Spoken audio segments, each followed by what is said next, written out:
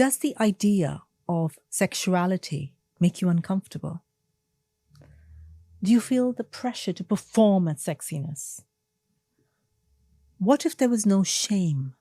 How would you then feel about your pleasure?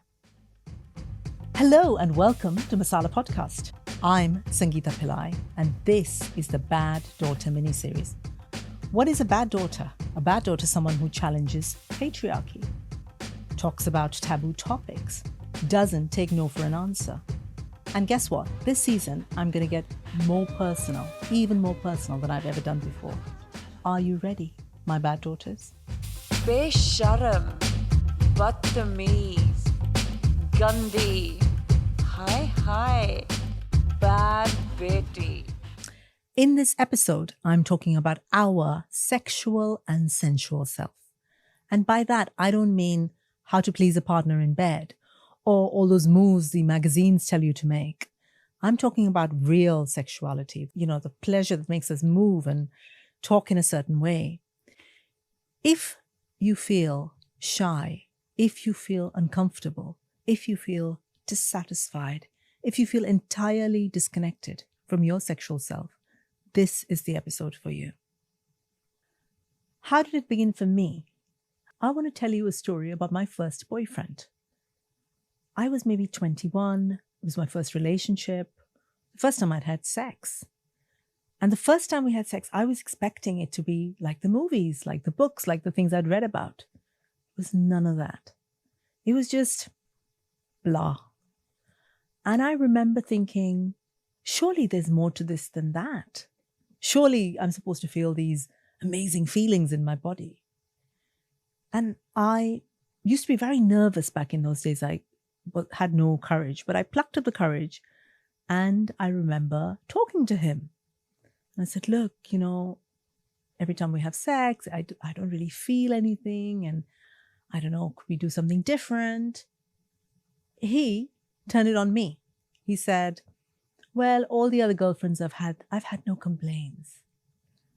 And I remember feeling like maybe there was something wrong with me. I remember reading a lot of books and going on to online to see what happens if you can't orgasm. Those are the words I typed in. And it's only now when I look back and I think he didn't know what he was doing, but instead of addressing that, he kind of put it on me and I took it. So that was my first experience. Not great. I'm sure you can relate to that. Because young women are taught from a very young age to outsource their pleasure. We are taught that a man will come along and then we'll feel pleasure. We are taught that we make our bodies into a certain size or a shape. We are taught that we need to smell a certain way, look a certain way, dress a certain way, and then we get the prize of pleasure. But I'm here to tell you that's not true. Your pleasure, your sensuality has nothing to do with someone else. It sits completely within you. That you have the power to access your own pleasure at any time you want.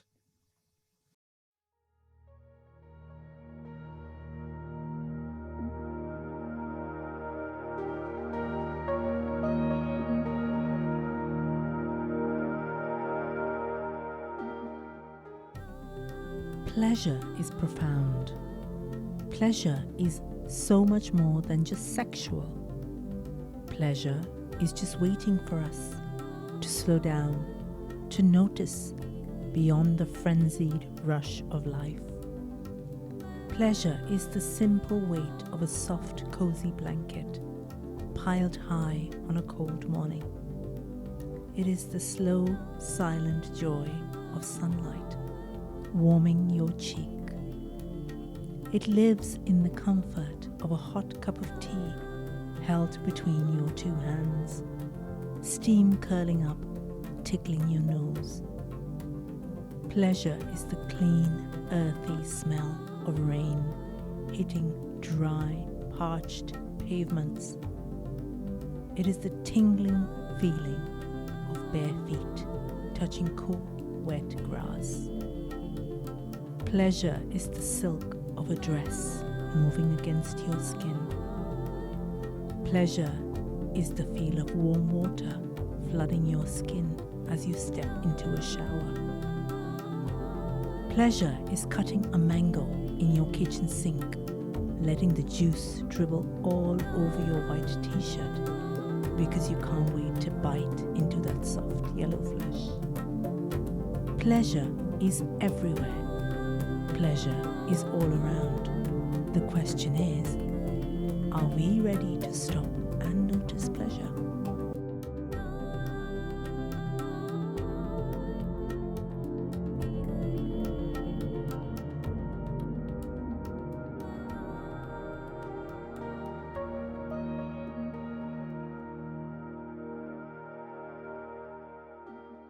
So what's the price we pay? When we disconnect from our own bodies, when we have no access to our sexuality, we walk around waiting for other people to validate us, and we forget that we are these powerhouses of pleasure. We might live an entire life where we don't experience pleasure, where we've never experienced an orgasm. And it's not even about orgasms, it's about pleasure that you own in your body. If I'd stayed stuck in the story that my first boyfriend had fed me, I would go my entire life without accessing any of the pleasure that I do now access. I learned over the years that I have the ability, and all of us have the ability to use all our senses to feel real pleasure. Think of how the shower feels on your skin, or food tastes in your mouth, or the earth feels under your feet. When you listen to a piece of music, how that resonates in the body. So these are the different ways we have access to pleasure, if only we allow ourselves to go there. That's what I did. That was directly contradictory to my culture, which told me my sexuality depended on my husband, someone else had to give me an orgasm, I had to wait, it was all external. So different to what I experience now. So what could you do to access your sensual side? Here are a few things that I tried. Explore different senses. Ask yourself what feels good. Take the attention away from a partner or even sex toys. Pay attention to subtle pleasures, like the feel of fabrics, like the warmth of a candle, your favorite foods, your favorite perfume. Give yourself a slow, gentle massage, paying attention to what feels good and what parts of your body you usually neglect. Take the emphasis away from orgasm. We live in such a results-driven society. Just focus on the build-up of sensation, your breathing, your connection to yourself.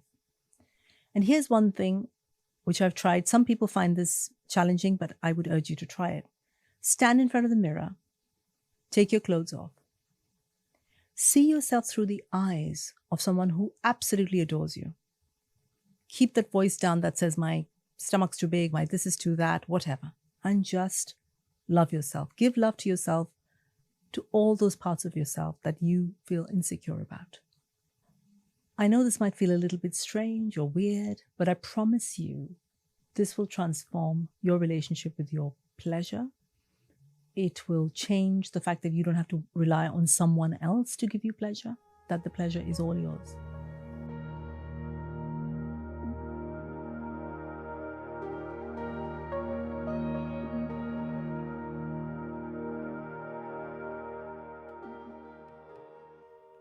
Your sensual pleasure is entirely yours. It needs no permission. It needs no one else but you. It's all about turning inwards, away from the seeking and the performing. It is about shutting the voices that make you feel any less than the glorious, glimmering being that you are. Your sensuality is about unlocking the pulsating center that you hold in the deepest parts of yourself.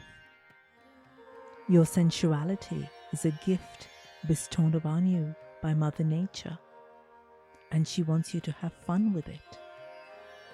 Treat yourself like the most ardent lover would. Give yourself permission to trace the curve of your own collarbone, to gaze at the curve of your calves, to feel the softness of your hair as it falls on your shoulders, to admire the lines of your neck as you fasten your necklace. Your pleasure rises from a place that cannot be given and cannot be taken.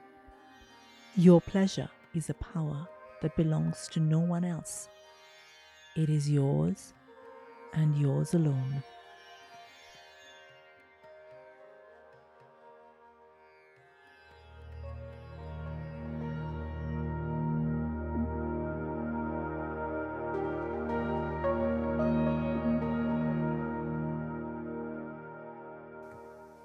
I'd love to read you an extract from my book Bad Daughter, available to buy. I talk about the first few experiences that I had with my own pleasure. Little Indian girls are taught to associate shame with their bodies. Chi chi in Hindi, aye in Malayalam. Dirty, shameful. These are words spoken to little girls in homes all over India. I remember the first time I saw my naked body. It was in the reflection of the shower tap. I was perhaps 14 years old when I gasped at what I saw reflected on the tap. Breasts? Whose breasts were these? When did I grow them? Gosh, I looked like a woman. I remember being so shocked to realize that I now had these women parts. And the shower is where I experienced pleasure for the first time. It happened by accident. I was washing myself and turned the shower head to my pubic area and gasped out. The feeling was so intense. My hand shot out to move the shower away. Then, slowly, curious, I moved the shower head slowly, gingerly, towards my thighs. That felt good. Then I moved it over my vulva. Oh wow, what was that feeling? That almost unbearable sensation. My hand, of its own volition, moved the shower head this way and that over my pubic mound. I used my fingers to part the lips of my vulva with one hand and then aimed the shower into my most delicate woman parts. I didn't even know what it was called then. I just knew it was incredibly sensitive. I almost fell onto the floor, overwhelmed by the amazing, almost dizzying sensation. Soft sounds escaped my lips, and I knew they were quiet enough so that no one else would hear them. What was beautiful was that my body knew exactly what to do, even if I had no idea what I was doing. My mouth produced a massive ah, and my body sank to the bathroom floor. I felt wet and hot and flushed with joy at what had just happened. I wondered, did other people know about this? Were they doing this all the time? I stayed on the bathroom floor for a few minutes, waiting for my breathing and heart rate to return to normal. There's another bit I want to read you, which is in a bathroom in Kerala. I was in Kerala at my grandparents' house during my college summer holidays, bathing under the stars. Old Kerala bathrooms didn't have roofs. They were basic structures built to stay ventilated, let the air and the elements in. I went in carrying my heated water and poured it into the enclosure for the bath and then latched the door. It was late evening and it was beautiful. The heat and humidity had subsided. The air was pleasant. I looked up at the sky and saw the twinkling stars, the planets, the moon shining down on me. I could hear the cicadas start their rhythmic clicking, slowly at first, then swelling into a crescendo, as if all the cicada friends and family had joined in. I started to bathe, pouring the warm water over myself. In that moment, I felt connected. I felt sensual. My naked body, now glistening with water, was connected to the earth, to the stars, to the moon. I felt all woman, all female, all powerful. A sort of pulsating started in my vulva. I was turned on, but it didn't feel like it did when I was in the shower. I didn't need to amplify the pleasure or to reach the crescendo of the sensations that my shower had produced. I just stood there, under the stars, my body wet, my spirit soaring, full of the earth and its magic. I listened to the cicadas, enjoying the throbbing, quivering sensation in the deepest, most female parts of my body. I could really feel my breasts, and even that tiny throbbing part of me, which I later learned was my clitoris, were responding to the open sky and the lush drama of nature. I was being turned on and played by Mother Nature, and my entire being was responding, tingling, vibrating, pulsating, emanating. I just stood there, feeling it all, soaking it all in. I took a long bath under the open sky, surrounded by the darkness and the lushness of that Kerala night. If you enjoyed that extract, you'll love my book, Bad Daughter.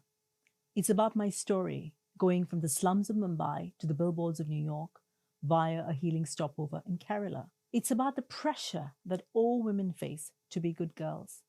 My readers love it. Here are some of the things they tell me. This is the best book I've ever read, says Hattie. This book made me cry, but also made my heart sore, says Archana. Your book made me think of my own inner voice and the stories I tell myself, says Caroline. So go to baddaughter.co.uk or type Bad Daughter on Amazon.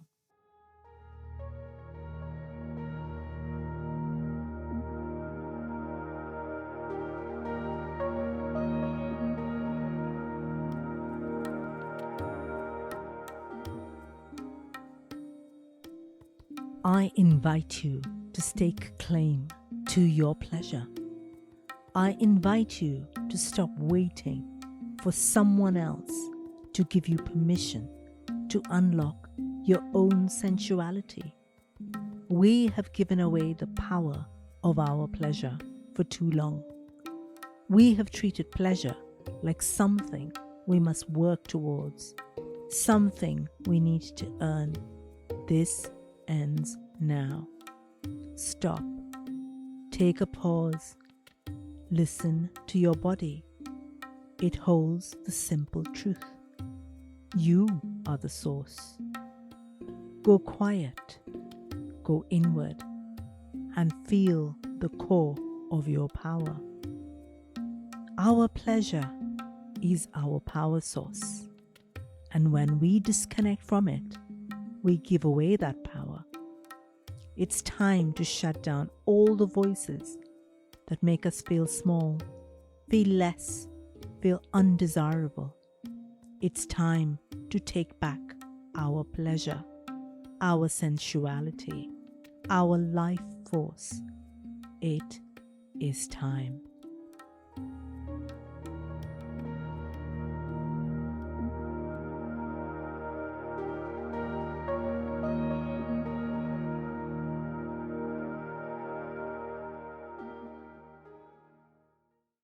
I hope you enjoyed this episode of Masala Podcast. Come tell me about it. I'm on Instagram as Soul Sutras. I'm on TikTok as Masala Podcast.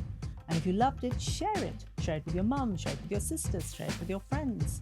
I've also got a Bad Daughter course on my website on baddaughter.co.uk. I promise you it's fun.